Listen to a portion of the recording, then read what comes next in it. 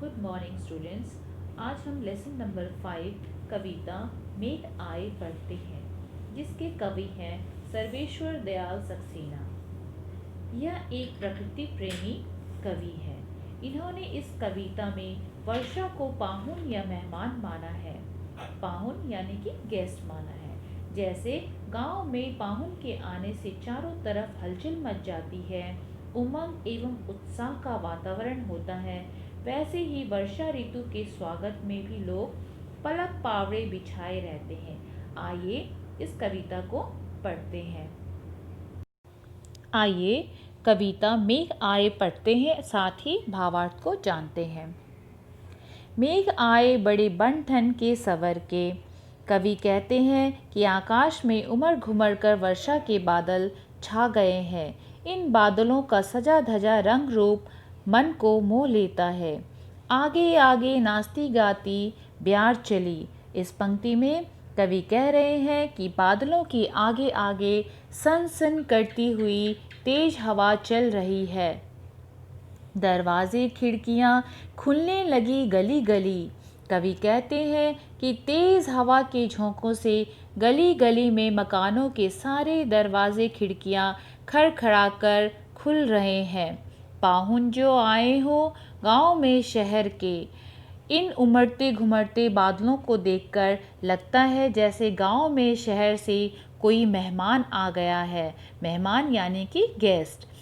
मेघ आए बड़े बन ठन के सवर के।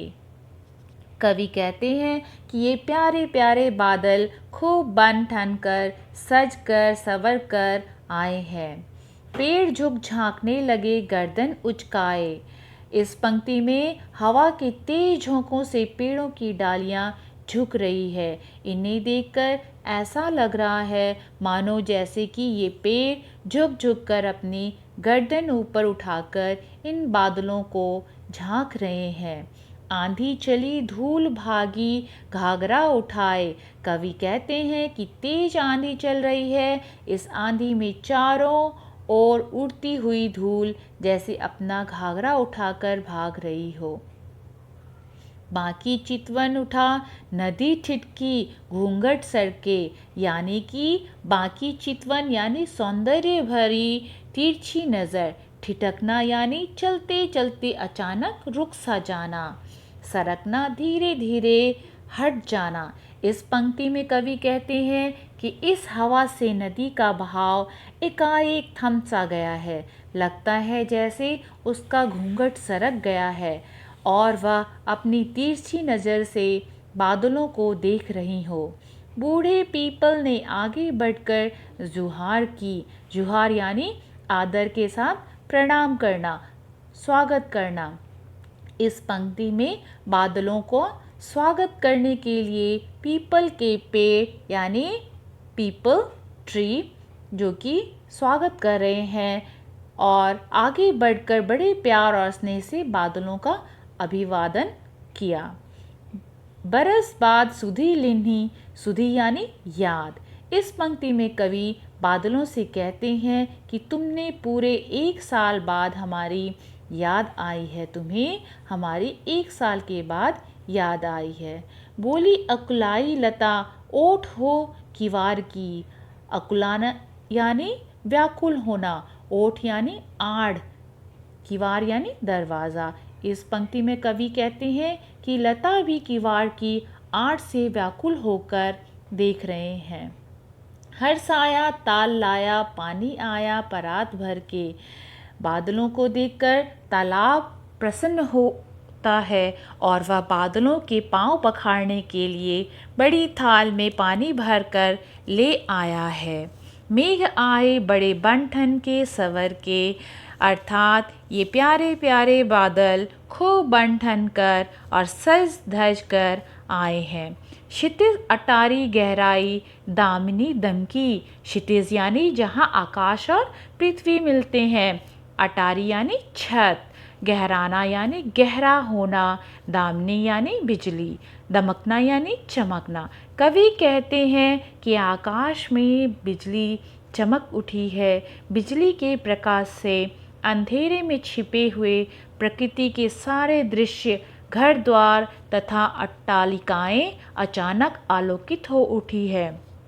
क्षमा करो गांठ खुल गई अब भ्रम की। इस पंक्ति में कवि कहते हैं बादल के मन की गांठ खुल गई है, बांध टूटा झरझर मिलन के अश्रु ढर के। इस पंक्ति में कवि कहते हैं उसके मन का बांध टूट गया है। प्रकृति से मिलने के लिए बेचैन बादलों के वर्षा रूपी आंसू झरझर करते हुए बरसने लगे हैं। मानो प्रिया के मन में प्रीतम के प्रति पड़ी हुई गांठ खुल गई हो। बांध टूटा झरझर मिलन के अश्रु ढर के, और सारी गलतफहमियां दूर हो गई हो और उनके मिलन के आंसू बरस पड़े हों। मेघ आए बड़े बन ठन के सवर के, अर्थात ये प्यारे प्यारे बादल खूब बन ठन कर सज कर संवर कर आए हैं। धन्यवाद। आइए पेज नंबर 31 पर कुछ शब्दों के अर्थ दिए गए हैं, उसे ध्यान से पढ़ें और समझें। मेघ बादल यानी कि क्लाउड, पाहुन मेहमान यानी गेस्ट, ठिठकना चलते चलते ज़रा रुकना यानी स्टॉप ऑल ऑफ सडन, किवाड़ किवाड़, विंडो बंठन तैयार होना टू गेट रेडी, बाकी तिरछी, गुहार करना प्रार्थना करना स्वागत करना यानी कि वेलकम, हर्षाया खुश हुआ हैप्पी, ब्यार हवा विंड, चितवन दृष्टि नज़र, अकुलाई बेचैन यानी कि रेस्टलेस, ताल तालाब pond. Come to page number 32। क्षितिज जहाँ धरती और आकाश मिलते प्रतीत होते हैं यानी कि स्काईलाइन, दामिनी यानी बिजली, लाइटिंग, गांठ बंधन यानी कि नॉट, अट्टारी घर की ऊपरी मंजिल का कमरा टॉप फ्लोर, भ्रम कन्फ्यूजन, अश्रु आंसू टीयर्स, ढर के लुढ़के यानी कि रोलिंग।